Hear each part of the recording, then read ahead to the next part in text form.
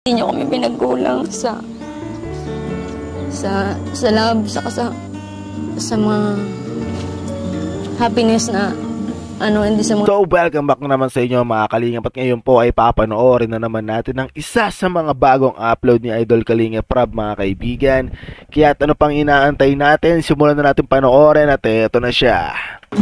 Ang tanging alay ko sa'yo aking ama, ang buong buhay ko, puso at kaluluwa. Taniman? Aba, noong nakaraan, ikaw yung wala, tay. Ngayon siya naman, napakasipag nyo naman po ah. Hindi mo walang tao po. Kasi... Nasa taniman si nanay. Ano kahit bulag siya, nakapunta siya doon? Ay, hinahatid na. Hinahatid. Tapos siya na pong bahala doon. Basta makahatid nyo lang doon sa lugar. Oo. Alam ko na, kilala niya ako, di ako magkilala. Mga pamilya dyan na naging best friend ko. Tapos nakatulong sa pamilya ko mula nung ako'y kaliliitan pa ito. Binabati ko sila kung sila ay nanonood. At sana'y mapadon din nyo. Hindi niyo kami pinagkulang.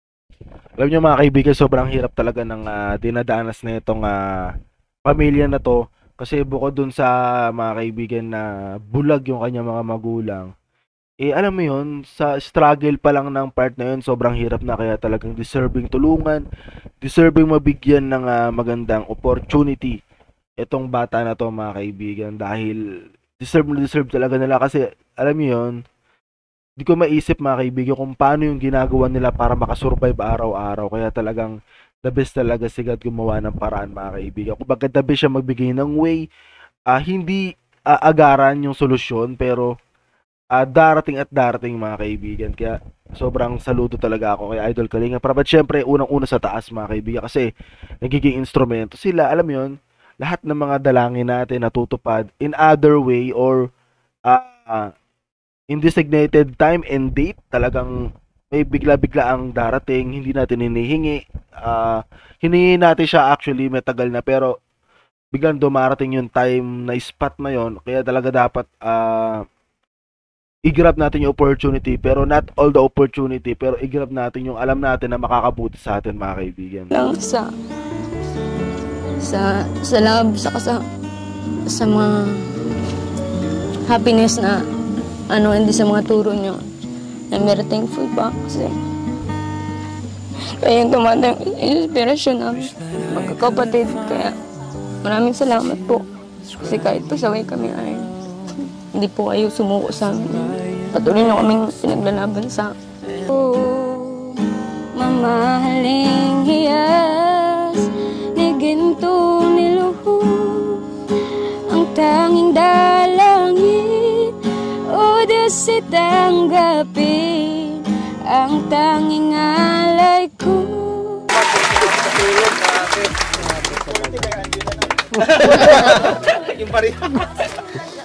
Ayan, 5,500. May sukli pa tong 50. Akala ko sa akin di abot. Akala ko sa akin di abot. Tayo. Yan po. Ay, grabe. Salamat po. Mga nagpabot. At meron pa syempre, mula kay Ate Melba of Germany. Ayan. 3,000 pesos. Hindi po. 23,000. Ay, hindi po. Siguro po baka pagdating ng panahon. At ngayon na nga. Ngayon na nga. Sa anong mga nakaraan, di ba, may mga tumulong na yung mga tumulong din po sa inyo. Opo. Tama-tama tay, may pang family day na kayo. Kumain kayo mamaya ha. Magluto kayo, mag-celebrate kayo tay. Opo. Ano? Meron pa celebrate na. O, anong gagawin nyo mamaya? Baka madagdagan pa si si Bunso. Wala na yata, side na. Side na raw naman, side na. 5 lang yata yun. 5 lang. Na-side na pala. Side na. Okay. Okay na yung 5 ano? Okay na yung 5. Ay, marami yun. Marami na nga yun 5 yun eh. So, ayun po mga Kalingap, thank you so much po, especially sa mga tumulong, nagpahatid ng tulong kina Melka. At sa iba po nagpahatid ng tulong, abangan nyo po yung mga susunod natin vlog. Sana po, patuloy nyo pong supportan ang Team Kalingap, K-Boys, ang Kalingap Partner, syempre, si Kuya Bal, ang ama ng Kalingap, at ang mga scouters natin. Sana patuloy nyo pong supportahan. Thank you po, God bless po sa lahat, and Jesus loves you. So ayun mga kaibigan, isa na namang episode mga kaibigan ng natapos. Pero wait lang mga kaibigan, di pa ata ito tapos. Forward ko ng konti. Ako sa'yo'y nagtataka. Di pa pala siya talaga tapos mga kaibigan. Ewan ko kung bakit ganun. Pero ito, continue natin. Parang nagbago na damdamin mo sa'kin. Di ka na mamansin. Lagi ka sa isip ko.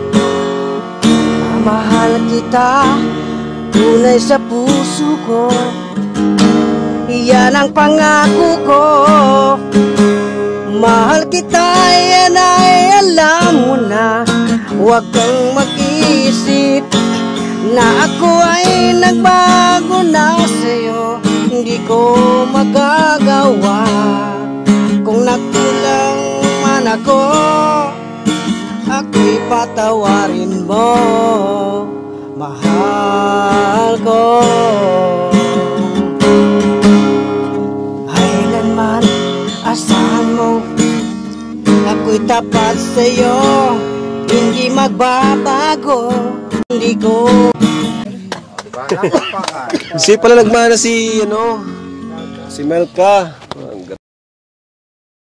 Ayun pala talaga yung pinaka-ending nun mga kaibigan. At anyways, no, dito pala mga kaibigan, no, hindi ko rin sigurado kung simula talaga ng pinanganak siya, bulag na siya mga kaibigan. Pero based dun sa napanood natin, simula talaga ng kapanganakan is bulag talaga siya. At yung struggle talaga no, na hindi ko maisip kung paano nila nalampasan mga kaibigan. Kaya sobrang proud ako sa pamilya na to at lalo na dito kay Melka mga kaibigan. Kasi alam mo yun, talagang I can't imagine mga kaibigan no, kung paano nila na-survive at napalaki si Melka ng ganyan kabait at may takot sa Diyos, may pananampalataya talaga. Kaya sobrang the best. Kumbaga sa madaling salita, sobrang the best kumilos ni God. Kung ginagawan mo rin syempre ng aksyon, ituturo ka niya kung saan yung tamang landas, kung saan yung tamang daan. Susundan mo na lang mga kaibigan. Anyways, sana supportahan nyo ako mga kaibigan sa aking goal this year, no? Na sana makatulong po tayo dito naman sa Metro Manila mga kaibigan. Makapaghatid tayo ng mga simpleng bagay, for example, groceries, bigas, yan, mga ganyan. And then, mga appliances na magagamit lang pang daily use. For example, yung mga kettle, yung mga rice cooker, yung mga ganyan, no? Sana talaga matupad natin yan this year mga kaibigan. Humihingi talaga ako ng tulong sa inyo sa pamamagitan ng panonood, pag-share ng video, hindi pag-skip ng ads, pag-subscribe, pag-follow sa aking YouTube channel at sa ating Facebook page. At huwag natin kalimutan supportahan si Idol Kalinga Prab, si Idol Bal Santos Matubang, si Ate Edna at ang buong K-Boys. At hanggang dito na lamang po. 2 rounds straight up. On the next reaction video. Let's go. Oh, wiki wiki wee.